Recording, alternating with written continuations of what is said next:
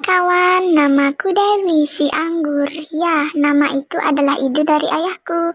Ngomong-ngomong, hari ini aku akan melakukan perjalanan seru ke dalam tubuh manusia. Jadi, mau menonton? Perjalanan dimulai ketika manusia menuju ke ruang makan siang kantor, membuka kotak makan siangnya dan menemukanku di sana. Apalagi yang ada di sini, roti lapis kalkut. Dia sudah menggigit roti tersebut. Oh, sekarang giliranku. Dia memasukkanku ke dalam mulutnya. Ini saatnya pergi. Jujur cukup basah dan hangat di sini.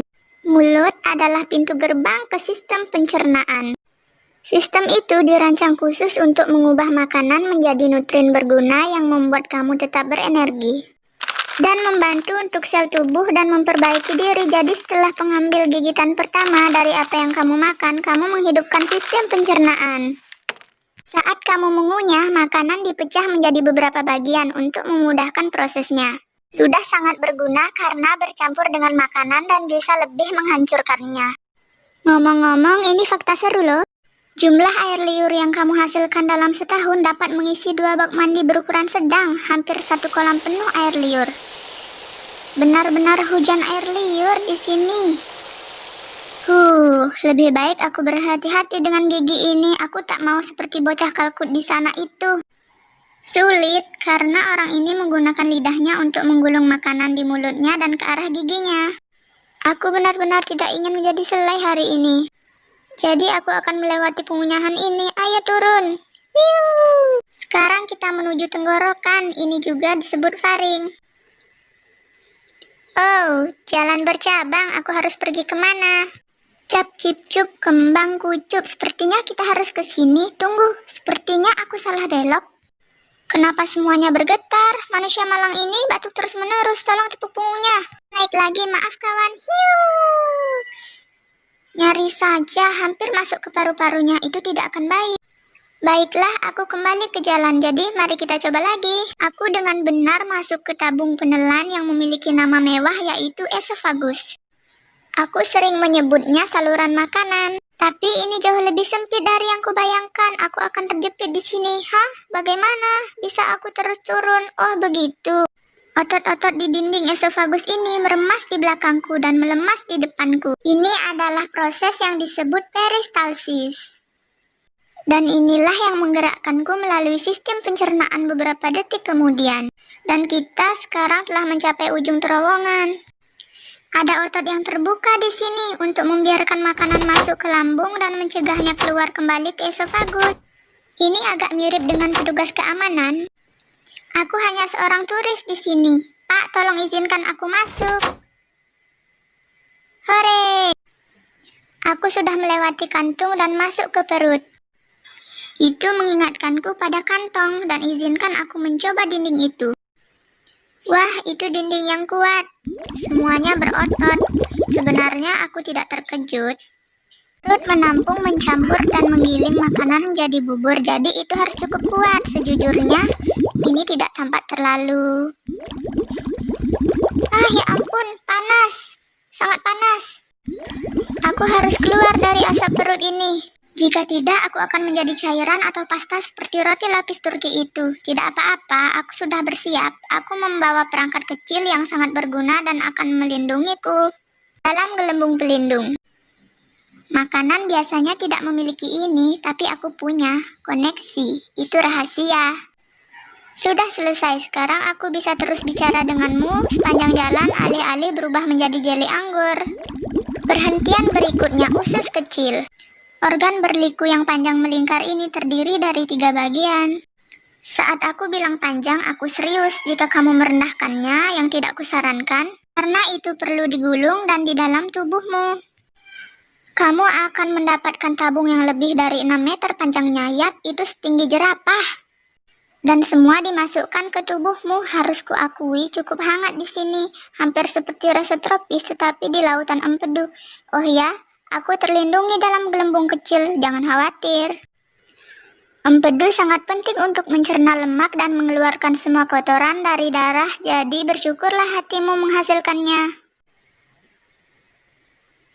Pankreas juga membantu proses dengan beberapa enzim baik. Dan benda yang terlihat seperti buah pir di sana itu kantong empedu. Itu terletak di bawah hati dan menyimpan empedu di dalamnya sampai saat yang tepat datang. Astaga, benda-benda ini benar-benar melingkar ya. Aku agak pusing karena tikungan dan belokan, tapi tak bisa kembali sekarang. Dinding usus yang berkontraksi ini terus mendorongku ke depan. Sepertinya aku sudah di bagian akhir dari usus kecil. Dan perjalanan selanjutnya yaitu usus besar. Usus besar juga dikenal sebagai kolon. Itu adalah tabung berotot yang panjangnya 1,5 sampai 2 meter. Ups, tunggu dulu. Aku tidak sendirian. Aku dikepung. Mereka mendekat. Itu bakteri ada banyak sekali di sini. Apakah orang ini terjangkit penyakit parasit khusus atau semacamnya? Tidak. Usus membutuhkan bakteri baik untuk memecah makanan, vitamin, dan nutrien, sehingga tubuh bisa menggunakannya.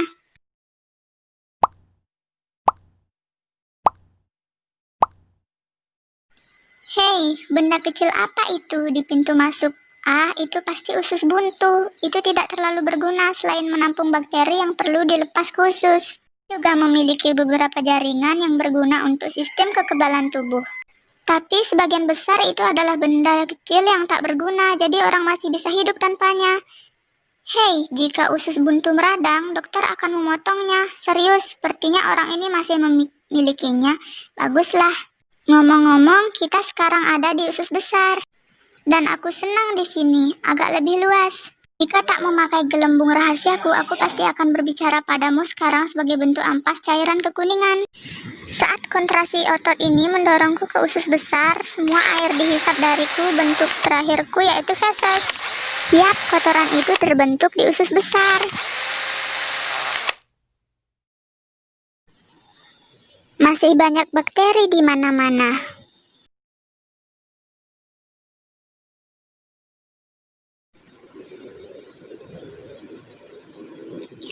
Aku dalam perjalanan melalui kolon kiri. Ketika terlalu penuh dengan feses, kolon memutuskan untuk membuang semuanya ke rektum. Karena tidak dapat menahannya sendiri, biasanya memakan waktu sekitar 36 jam untuk membuang apa yang tersisa dari makananmu. Tidak banyak sekarang, hanya ampas untuk mencapai titik ini. Tapi aku sudah mempercepat perjalanan ini karena ada hal lain yang harus aku selesaikan. Jadi, mari kita menuju rektum. Meluncur. Rektum adalah ruang lurus yang panjangnya sekitar 20 cm. Ini memiliki sel-sel khusus seperti ini atau yang ada di sana, yang memberitahu saat ada sesuatu yang harus kamu buang. Mereka mengirim sinyal kepada otak saat feses atau gas ingin keluar. Itu saat kita berpikir, oh harus ke kamar mandi. Jika saatnya tepat dan kamu menemukan toilet dan sphinkter lemas, tara, feses keluar. Sampai jumpa pizza dari sarapan kemarin. Ngomong-ngomong, saat momennya belum tepat untuk mengeluarkan feses, sphinkter berkontraksi. Sektor rektum itu membantu juga sehingga keinginan untuk mengeluarkan isinya hilang untuk sementara waktu. Kamu seharusnya senang. Rektum dan sphinktermu bekerja keras untuk menahan feses ketika waktunya tidak tepat. Seperti saat kamu menyetir, berkencan, membeli bahan makanan, tidur. Tapi ketika kamu tidak bisa menahannya lagi, sphinkter internal memberimu waktu beberapa menit lagi atau berapa lama yang kamu butuhkan sampai kamu tiba di kamar mandi. Tidak yakin apakah manusia ini sudah siap, tapi aku benar-benar ingin pergi sekarang. Mungkin aku bisa memancing sektor-sektor ini agar bisa kabur.